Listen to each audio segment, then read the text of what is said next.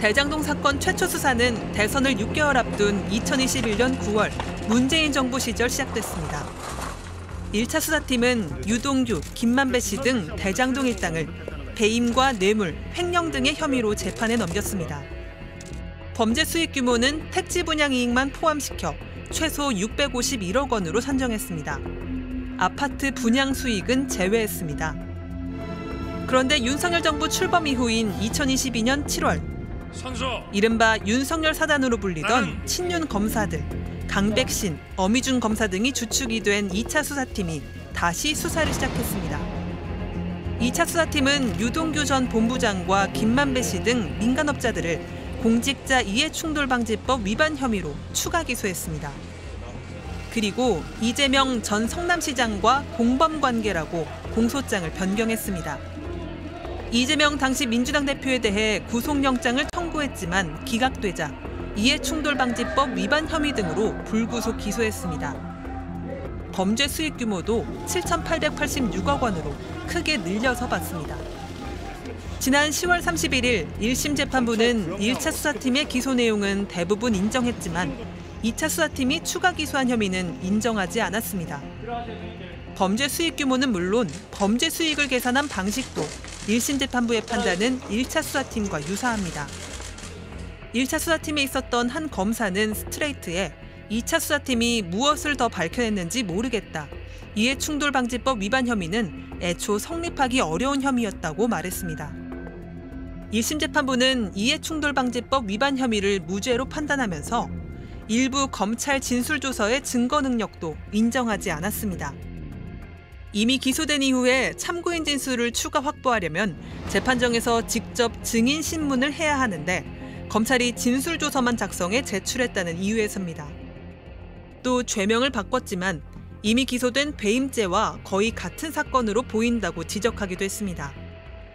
이거는 사실 동일한 사건의 다른 부분을 억지로 끌고 들어온 거 아니냐, 그렇게 이제 법원이 판단했을 수도 있고요. 2차 수사 이후에는 핵심 피고인들의 진술도 크게 달라졌습니다. 대장동 키맨 유동규 씨는 수사 초기 자신이 표적 수사의 희생양이라고 주장했지만 개인적 신분 같은 거를 엮으려고 하지 마세요. 윤석열 정권에서 2차 수사가 시작되자 이재명 대표의 측근들에게 돈을 줬다고 말을 바꿨습니다. 김용 부원장에게 자금 넘길 때 이게 대선 자금으로 쓰일 거라는 걸 좀 알고 계셨을까요? 경선 자금을 알고 있습니다. 이때쯤 유 씨가 수사팀과 32시간이 넘는 비공식 면담을 한 사실이 드러났습니다. 비공식 면담은 조서를 남기지 않아 무슨 대화가 오갔는지는 지금도 알려지지 않고 있습니다. 이 면담 나흘 뒤 유 씨는 구속기간 만료로 석방됐고 대장동 개발 이익은 이재명 대표를 위한 것이었다는 주장을 잇따라 내놨습니다. 대장동 민간업자였던 남욱 변호사도 수사 초기에는 이재명 당시 시장의 개입 의혹을 부인했지만 원래 이 지사가 아니었다고 알고 계셨다는 건가요? 네, 그렇습니다. 50억이 두 분한테 처음부터 전화 알고 있었습니다. 윤석열 정권이 들어서자 2차 수사에서 진술을 바꿨습니다. 김만배가 이재명 시장 측 지분을 말한 적 있다고 진술한 겁니다. 그런데 남 변호사는 최근 2차 수사팀에서 자신이 한 진술이 검찰의 시나리오였다고 폭로하며 또 진술을 뒤집었습니다. 같은 대장동 민간업자 정영학 회계사의 진술도 달라졌습니다. 정 회계사는 김만배 씨 등과 나눴던 대화 녹취록을 제출해 공소유지의 핵심 역할을 했던 인물입니다. 하지만 올해 3월부터 검찰이 허위 진술을 유도했다며 기존 진술을 부인하고 있습니다. 민주당은 최근 정영학 씨의 녹취록 일부 단어를 검찰이 의도적으로 조작했다며 해당 녹취 음성을 공개하기도 했습니다. 없었던 일처럼 하더니 이제 기차경 얘기를 꺼냈더라고요.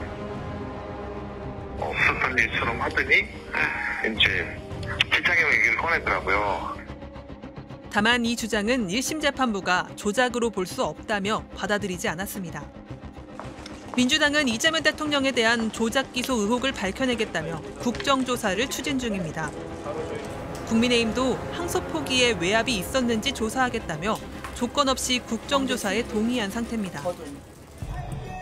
낙선했던 야당 대선 후보 동시에 유력했던 차기 대선 후보를 잡기 위한 표적 수사 또는 조작 수사였는지, 국민의힘 주장처럼 항소 포기에 정권 차원의 외압이 있었던 것인지, 4년 전부터 수시로 전국을 강타했던 대장동 수사에 또다시 국민의 눈과 귀가 집중되고 있습니다.